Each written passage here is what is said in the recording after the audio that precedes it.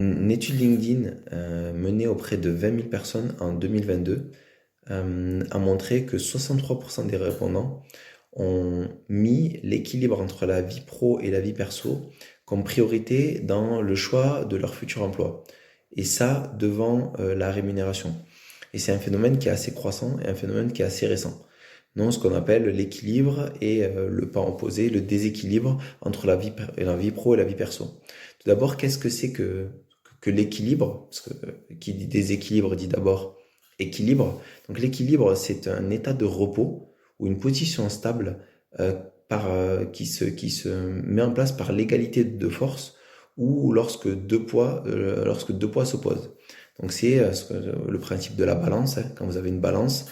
Donc l'équilibre, c'est quand deux choses vont arriver à un point où elles sont au même poids. Et ce principe d'équilibre, il est utilisé dans beaucoup de domaines. Donc bien entendu dans le domaine de la physique, c'est le domaine de la matière, donc le premier domaine où il a été utilisé notamment, donc le principe d'équilibre, où on a l'équilibre statique ou l'équilibre dynamique. On va avoir ensuite dans le domaine budgétaire, l'équilibre budgétaire, donc équilibrer les ressources et les dépenses. Il va y avoir l'équilibre alimentaire, dans lequel où on va devoir trouver un équilibre, c'est-à-dire on va devoir trouver quels sont les aliments qu'il faut manger et à peu près en quelle proportion pour avoir assez de nutriments dans le corps pour permettre au corps de fonctionner de façon optimale. Vous allez avoir l'équilibre dans le domaine économique, donc l'équilibre, ce qu'on appelle l'équilibre du marché. Vous allez avoir l'équilibre psychologique, donc avoir un état émotionnel qui est stable. Vous allez avoir utilisé, on va dire, dans beaucoup de domaines, l'équilibre biologique, etc. Beaucoup de domaines qui ont employé ce terme d'équilibre. Et quand on parle d'équilibre vie perso, vie pro, on parle notamment, généralement, très souvent en tout cas, de rythme ou de temps passé dans l'un et dans l'autre. C'est-à-dire quand on parle d'équilibre, on parle du coup de passer un temps soit équivalent ou le temps qu'il faut entre guillemets entre la vie pro et la vie perso. C'est-à-dire qu'il n'y en ait pas un qui domine complètement sur l'autre et du coup arriver à cet état d'équilibre. Et moi, en tout cas, dans ma vision des choses, dans la vision qu'on a notamment dans nos approches d'accompagnement, nous, ce qu'on appelle plutôt équilibre, c'est un équilibre dans l'épanouissement. C'est-à-dire que le but de l'équilibre que nous, on essaie d'amener les participants, nos stagiaires, les personnes que l'on accompagne, on va chercher plutôt à trouver ou à tendre vers un équilibre dans l'épanouissement puisque on parlait de deux forces de poids qui s'opposent. Et nous, ce qu'on va voir, c'est plutôt de voir est-ce que je suis dans ma vie professionnelle et dans ma vie personnelle dans un état d'épanouissement qui va me permettre justement d'avoir une énergie que je vais aller chercher, que je vais dépenser mes énergies du coup que je vais gagner dans les deux domaines et qui vont me permettre d'avoir deux domaines sur lesquels je suis en capacité de m'épanouir. Voilà, donc c'est vraiment une notion d'équilibre pour nous, mais un équilibre dans l'épanouissement. Ce qui est aussi très important de comprendre, c'est que l'équilibre, c'est un principe. Donc on a parlé de principe, mais la règle de cet équilibre va dépendre de chaque système. Et chaque être humain est un système unique et complexe. Tout comme, par exemple, si on parle d'équilibre budgétaire, l'équilibre entre les dépenses et les ressources d'une entreprise A à une entreprise B vont être complètement différentes. C'est-à-dire le découpage des dépenses et le découpage des ressources va être complètement différent. De la même manière, et j'ai envie de dire de façon encore plus complexe, l'être humain, donc l'équilibre entre la vie perso et la vie pro, est unique. C'est-à-dire que chaque être humain a son propre équilibre, a un équilibre qui ne dépend pas qui n'est pas quantifiable ou comparable aux uns et aux autres, mais va être purement et simplement unique. Et ça, c'est très très important, c'est une idée sur laquelle on va revenir constamment, c'est que l'équilibre vie pro et perso n'est pas une loi, on va dire c'est une loi, mais comment cette loi va s'appliquer dans notre vie à tout un chacun, là, ce sera à nous d'aller grainer les informations nécessaires, aller comprendre notre propre système de fonctionnement pour arriver à cet état d'équilibre, cet état d'épanouissement, autant pro que perso.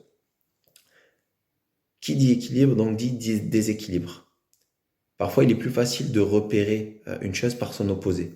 Et du coup, très souvent, le déséquilibre entre la vie pro et la vie perso procède par des symptômes. C'est-à-dire qu'on va avoir donc ce qu'on appelle la maladie, donc le mal a dit, mais plus précisément, donc c'est pas forcément des maladies, mais tout ce qu'on va pouvoir assimiler à une maladie, c'est-à-dire à des symptômes qui nous donnent une information sur justement ce déséquilibre, d'accord? Puisque tout système, donc on a dit, l'être humain est un système complexe, d'accord? Fait de corps, d'émotions, et du coup, c'est un système qui est très complexe, très subtil, et tout système qui se déséquilibre va tendre vers un état de dégradation, vers un état qui peut mener vers l'arrêt, l'extinction ou la destruction de ce même système. Donc c'est pour ça que c'est très important de comprendre peuvent être les symptômes qui nous indiquent d'un déséquilibre. Donc les symptômes qui procèdent d'un déséquilibre entre la vie pro et la vie perso sont divers. Et les symptômes que je vais citer ne sont pas propres au déséquilibre vie pro vie perso, mais ils peuvent être des symptômes, et justement, qui dit symptômes dit diagnostic. Donc ça peut être des symptômes qui nous disent, en effet, alerte, je suis dans un déséquilibre entre ma vie pro et ma vie perso. Donc par exemple, on peut avoir dans le déséquilibre entre la vie pro et la vie perso une fatigue accrue, une fatigue qu'on appelle chronique, d'accord? On va avoir du mal à dormir, que ce soit par les soucis qu'on a pu engendrer dans le travail, ou par le rythme qu'on a au travail.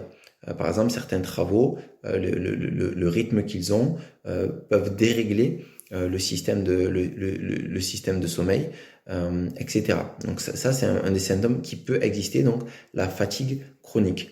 Il peut avoir aussi la notion de difficulté de se concentrer, ou quand on va accomplir une tâche dans notre travail, petit à petit cette même tâche qu'on avait peut-être pas trop de difficulté à faire demande de plus en plus de concentration, et on va avoir de plus en plus de difficultés à se concentrer sur les tâches que pourtant on peut faire peut-être depuis 5, 10, 15, 20 ans. Donc ça peut être aussi un symptôme de ce déséquilibre. Autre symptôme, donc on a dit donc la fatigue chronique, la difficulté de concentration, il peut y avoir des problèmes de motivation. Donc les problèmes de motivation, en effet, où on peut trouver une démotivation donc dans les deux domaines. On peut trouver une démotivation à aller au travail, on peut trouver une démotivation à accomplir certaines tâches au travail, et ce de façon chronique. Je ne parle pas juste d'une fois un matin où justement on a mal dormi, on parle de quelque chose, de phénomène qui se répète. C'est pour ça que ce sont des symptômes sur lesquels on va devoir être attentif, mais ce sont des symptômes qui se répètent. Okay, donc, on a dit que dans la démotivation, dans la vie pro, mais aussi dans la vie perso, on peut trouver de la démotivation à faire des activités extérieures, des activités par exemple qu'on avait l'habitude de faire, que ce soit justement des activités sportives, des activités sociales, cuisiner, sortir, voyager. Voilà, encore une fois, selon les goûts de chacun, mais on peut trouver là aussi une problématique de démotivation dans des tâches dans lesquelles on pouvait éventuellement prendre un certain plaisir au préalable. Donc ça peut procéder justement de ce déséquilibre.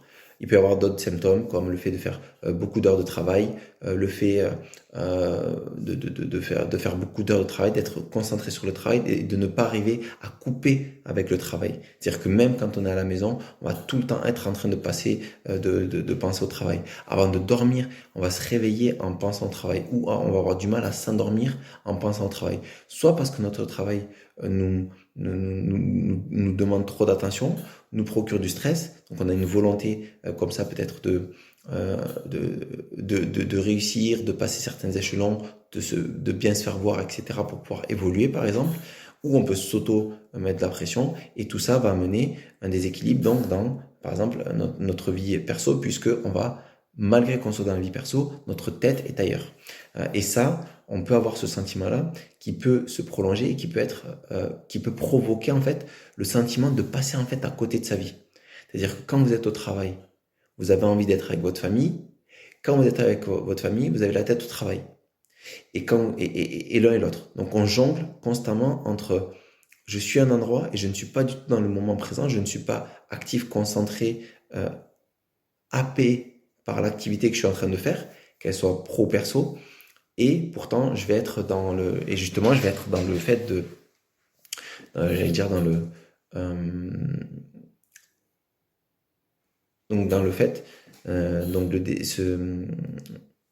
le fait de passer complètement à côté justement de cette vie professionnelle ou cette vie personnelle. Donc ça, c'est le sentiment, on va dire, de passer un petit peu à côté de sa vie.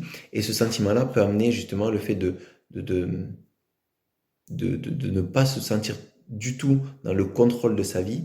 Et on peut avoir ce sentiment de louper sa vie. Donc de passer à côté de sa vie, de louper sa vie et le sentiment de se perdre en fait, être perdu dans son rythme de vie, être complètement comme le hamster pris justement dans ce cycle infernal et dans l'incapacité de voir qu'est-ce qui justement fait tourner ce cycle et du coup la capacité d'arrêter ce cycle ou de sortir de ce cycle infernal. Donc ça, c'est quelque chose qui est très important et du coup, voilà, va amener tout ce qui est de l'ordre de la frustration, etc.